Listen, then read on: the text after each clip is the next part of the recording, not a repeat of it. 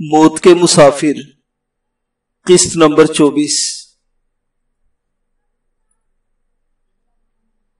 دوسرے روز فجر کی نماز کے بعد عمیر بدر الدین لولو کے خیمے میں آیا۔ وہ اپنے خیمے میں چٹائی پر بیٹھا تھا اور عمیر کو اپنے پاس بیٹھنے کو کہا۔ عمیر اس کے قریب کھڑا ہوتا ہوا بولا، میں جلدی میں ہوں، آپ لشکر کو کوچ کا حکم دے، اتنی دیر میں میں ابو نواس اور حوازن کے ساتھ قزوین شہر سے ہو آؤں۔ بدر الدین نے پریشانی سے پوچھا، وہاں کیا کرو گے؟ قزوین شہر کے قاضی شمس الدین سے ملوں گا، جو منگو کے پاس فدائین کے مظالم کے خلاف ایک فریاد لے کر گیا تھا اور جس کے کہنے پر اب ہلاکو خان طوفان کی طرح اسلامی دنیا کی طرف بڑھ رہا ہے۔ بدر الدین نے اپنے دائیں ہاتھ چٹائی پر مارتے ہوئے کہا، بیٹھو، تم پہلی بار مجھے تنہائی میں ملے ہو، میں تم سے ایک بات کہنے والا ہوں۔ عمیر اس کے پہلو میں بیٹھ گیا۔ کہیے۔ بدر الدین نے اس کے شانے پر ہاتھ رکھتے ہوئے کہا، تم ایک شجاع اور امنی مزاج جرنیل ہو۔ سنو، میری ایک جوان اور حسین بیٹی ہے، اگر تم پسند کرو تو میں اس سے تمہارا بیاہ کر دوں، اور یہ میری۔ عمیر نے اس کی بات کاٹتے ہوئے کہا، اگر ایسا ممکن ہوتا تو یہ میرے لیے ایک سعادت اور خوش نصیبی ہوتی، لیکن میں ایک حسین اور محبت کرنے والی بیوی کا شوہر ہوں اور ایک 2 سالہ بچے کا باپ ہوں۔ اس کے ساتھ ہی عمیر اٹھ کر خیمے سے نکل گیا اور تھوڑی دیر بعد وہ ابو نواس اور حوازن کے ساتھ قزوین شہر کی طرف جا رہا تھا، جو وہاں سے صرف 2 فرلانگ کے فاصلے پر تھا۔ اس حالت میں کہ تینوں اپنے گھوڑوں پر سوار تھے اور خود کے بھاری نقاب سے انہوں نے اپنے چہرے ڈھانپ رکھے تھے۔ تینوں قزوین شہر میں داخل ہوئے۔ عمیر نے بازار کے اندر ایک راہگیر سے قاضی شمس الدین کے گھر کا پتہ پوچھا اور راہگیر نے ان کے گھوڑوں کے آگے آگے چلتے ہوئے کہا، میرے ساتھ آئیے، میں آپ کو وہاں پہنچا دوں گا، میں نے بھی ادھر ہی جانا ہے۔ بازار کو چھوڑ کر وہ ایک محلے میں داخل ہوئے اور 3-4 گلیوں میں سے گزرنے کے بعد اس راہگیر نے ایک مکان کی طرف اشارہ کرتے ہوئے کہا، یہ قاضی شمس الدین کا مکان ہے۔ عمیر اپنے گھوڑے سے اترا اور اس مکان کے دروازے پر دستک دی۔ ابو نواس اور حوازن بھی گھوڑوں سے اتر کر عمیر کے پہلو میں کھڑے ہو گئے۔ تھوڑی دیر بعد ایک لڑکے نے جب دروازہ کھولا تو عمیر نے اس سے پوچھا، کیا یہ قاضی شمس الدین کا مکان ہے؟ لڑکا دروازے سے باہر نکل کر کھڑا ہوتا ہوا بولا، جی ہاں، یہ ان کا گھر ہے اور میں ان کا لڑکا ہوں۔ کیا وہ اندر ہیں؟ ہاں، وہ گھر پر ہے، تو پھر ہم ان سے ملنا چاہتے ہیں۔ لڑکے نے دیوان خانے کا دروازہ کھولا۔ عمیر ابو نواس اور حوازن کو اس نے وہاں بٹھایا اور خود مکان کے اندر چلا گیا۔ تھوڑی دیر بعد ایک بزرگ دیوان خانے میں داخل ہوئے۔ تینوں اسے دیکھتے ہی کھڑے ہو گئے اور باری باری اس سے مصافحہ کرنے کے بعد عمیر نے پوچھا، کیا آپ قاضی شمس الدین ہیں؟ وہ ان کے سامنے بیٹھتے ہوئے بولے، میں ہی قاضی شمس الدین ہوں۔ کیا آپ ہی قزوین کے اکابر کے ساتھ منگو کے پاس فدائین کے خلاف مدد مانگنے گئے تھے؟ ہاں، میں وہاں گیا تھا اور ہلاکو ہماری مدد کو آ رہا ہے، وہ اب تک سمرقند پہنچ چکا ہوگا۔ عمیر نے سلاپا انتجا بن کر پوچھا، کیا آپ بتا سکیں گے کہ آپ کیوں یہ فریاد لے کر منگو کے پاس گئے تھے؟ شمس الدین نے حسرت کا اظہار کرتے ہوئے کہا، تم یقیناً کہیں دور سے آ رہے ہو۔ اگر تم یہیں کے بسنے والے ہوئے تو تمہیں ضرور یاد ہوتا کہ ان دنوں فدائین ہم مسلمانوں پر کیسے کیسے مظالم ڈھا رہے ہیں۔ دن دہاڑے وہ جوان لڑکیوں کو اٹھا کر لے جاتے ہیں، جسے چاہے قتل کر دیتے ہیں، اور ہر وقت جگہ جگہ شہر شہر اور قریہ قریہ لوٹ مار اور غارت گری کا بازار گرم رکھتے ہیں۔ ان حالات میں منگو کے پاس جا کر ان کی شکایت کرنا کہ میرے لیے مناسب نہیں تھا، جبکہ قزوین شہر تاتاریوں کی عملداری میں ہے۔ عمیر نے ایسی آواز میں کہا جس میں بے کسی ٹپکتی تھی، کاش آپ نے منگو کے بجائے کسی مسلم حکومت کے دروازے پر دستک دی ہوتی۔ شمس الدین نے بڑی مایوسی سے کہا، کسی میں اتنی ہمت نہیں کہ ان کا سر کچل سکے۔ عمیر نے بھاری آواز میں کہا، میرے بزرگ، آپ نے تباہی کی آگ اور مایوسی کے اندھیرے کو اپنی سرزمین کی طرف آواز دے کر بلایا ہے۔ آپ نے ایسے بھیڑیوں کو اپنی مدد کو بلایا ہے جو جہاں سوزی اور تباہ کاری میں اپنے پرائے کی تمیز بھول جاتے ہیں۔ ہلاکو جب اپنے لشکر کے ساتھ آیا تو آپ دیکھیں گے فدائین سے نبٹنے کے بعد اس کا لشکر ٹڈی دل کی طرح پھیل جائے گا اور آتش زنی اور خوریزی کا وہ کھیل شروع ہوگا جس کا آپ تصور بھی نہیں کر سکتے۔ قاضی شمس الدین کی گردن جھک گئی۔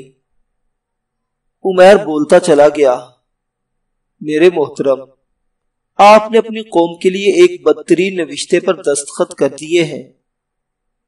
عمیر کی آواز ڈوبنے لگی تھی۔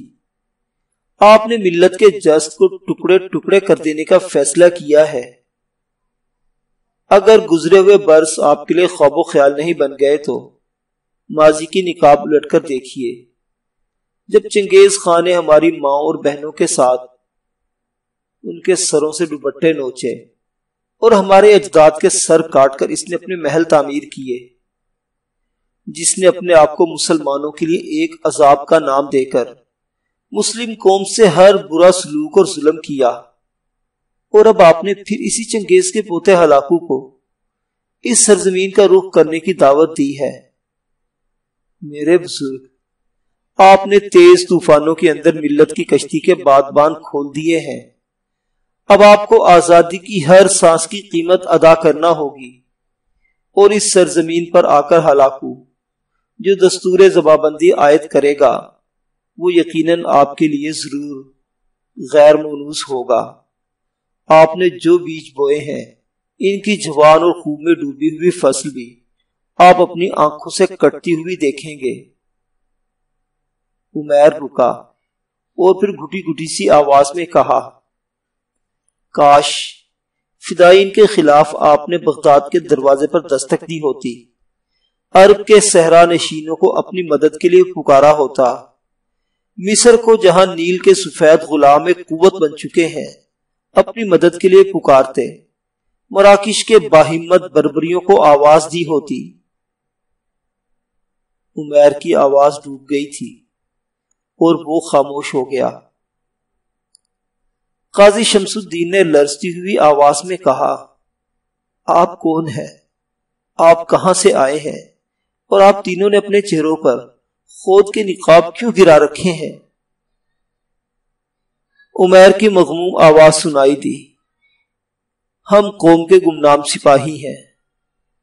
حالات کو دیکھتے ہوئے میں نے جو کہنا تھا آپ سے کہہ چکا، اب نتائج ہم سب کے سامنے ہوں گے۔ مجھے اپنی ملت کا درد یہاں تک کھینچ لایا ہے، ورنہ ان الفاظ میں آپ جیسے بزرگ کو مخاطب کرنے کی جرت کبھی نہ کرتا۔ عمیر کھڑا ہو گیا اور مصافحہ کے لیے اپنا ہاتھ آگے بڑھایا۔ قاضی شمس الدین نے مصافحہ کرنے کے بجائے جواب طلب نگاہوں سے عمیر کی طرف دیکھتے ہوئے کہا، میں پھر آپ سے پوچھتا ہوں کہ آپ کون ہیں؟ عمیر کی لرزتی ہوئی آواز سنائی دی، ایک بدو، ایک عرابی، ایک صحرا نشین، جس نام سے چاہیں آپ مجھے پکار لیں۔ اگر مجھے آپ کی کبھی ضرورت درپیش ہو تو میں آپ کو کہاں اور کس نام سے پکاروں گا؟ عمیر کا لہجہ پھر ویسا ہی تھا، دریا یرون کے کنارے موت کے مسافروں کا سالار۔ قاضی شمس الدین آگے بڑھا اور عمیر کو گلے لگاتے ہوئے کہا، میری قوم کے محسن اور غمگار سپاہی، تمہارے اور تمہارے ساتھیوں کے کارنامے مسلمانوں کے لیے اظہر من الشمس ہیں۔ اپنے چہرے سے اپنے خود کا نقاب ہٹا دو، تم جیسے سپاہی کو ایک نظر دیکھ لینا بھی سعادت ہے۔ عمیر نے اپنے خود کا نقاب ہٹا دیا۔ شمس الدین نے دیکھا اس کی آنکھوں میں آنسو چمک رہے تھے۔ اس نے افسردہ لہجے میں عمیر سے کہا، تمہاری آنکھوں کے ان لرزہ آنسوؤں میں تمہارے ضمیر، تمہارے دل اور ذہن میں قوم کی ہمدردی کے حروف اور کام کی تحریر میں واضح طور پر میں پڑھ سکتا ہوں۔ ہلاکو کو اپنی زمین کی طرف بلا کر اگر میں نے غلطی کی ہے تو میں اپنے رب سے معافی مانگوں گا کہ وہ گناہ گاروں کی توبہ قبول کرنے والا ہے۔ عمیر خاموش کھڑا رہا اور اس نے کوئی جواب نہ دیا۔ قاضی شمس الدین پھر بولا، کیا تاتاری سالار بائیڈو کا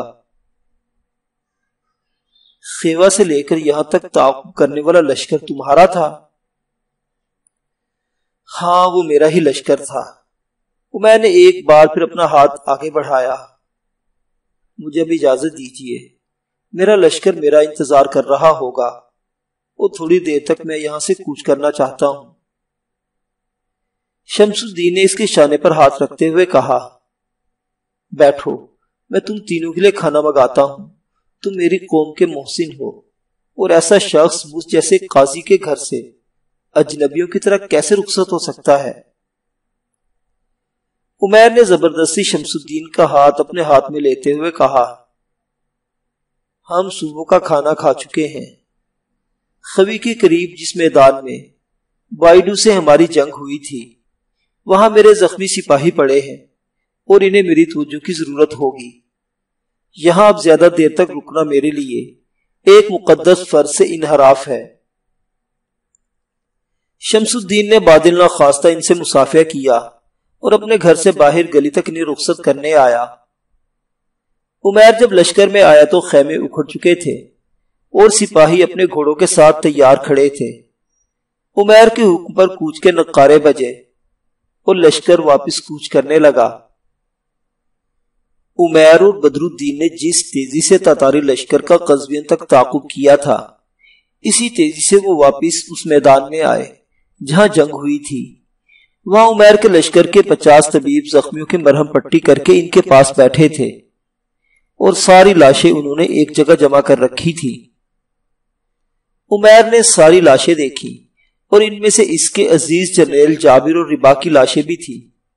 انہیں خون میں لتڑا دیکھ کر غم سے عمیر کی کمر جھک گئی تھی اور ہکلاتے ہوئے اس نے اپنے پہلو میں کھڑے ابو نواس سے کہا، ابو نواس، لشکر کے یہاں سے کوچ کرنے سے پہلے ایک قاصد طلب بھجوا دو جو وہاں اپنے سپاہیوں سے کہے کہ میرے وہاں پہنچنے سے قبل وہ اپنا سارا سامان سمیٹ کر تیار رہیں۔ میں طلب کو خالی کر دینا چاہتا ہوں، اس خیال سے نہیں کہ جابر اور ربا شہید ہو چکے ہیں اور کوئی اس قلعے کی حفاظت کرنے والا نہیں، بلکہ اس حفظ ماتقدم کے ساتھ کہ اب ہلاکو حملہ ہونے والا ہے اور اس قلعے میں مٹھی بھر سپاہ رکھنا انہیں جان بوجھ کر موت کے منہ میں دھکیلنا ہے۔ ابو نواس وہاں سے ہٹا اور ایک قاصد کو عمیر کا پیغام دے کر طلب کی طرف روانہ کر دیا۔ عمیر نے سب سے پہلے جنگ میں شہید ہونے والوں کو دفن کرنے کا بندوبست کیا۔ زخمیوں کے لیے اس نے بگھیوں کا انتظام کیا اور اس کے بعد وہاں سے اس نے کوچ کیا۔ راستے میں انہوں نے طلب کو خالی کر کے وہاں سے اپنے سپاہیوں کو ساتھ لیا۔ موصل تک وہ بدر الدین کے لشکر کے ساتھ آیا اور وہاں سے وہ سنجارا اور الپین سے ہوتا ہوا اپنے مسکن کی طرف کوچ کر رہا تھا۔ معزز سامعین، مسلمانوں کے عروج و دوال کی داستان ابھی جاری ہے۔ بقیہ واقعات اگلی قسط میں۔ دیکھتے رہیے ناولستان، اسلامی اور تاریخی کہانیوں کا مرکز۔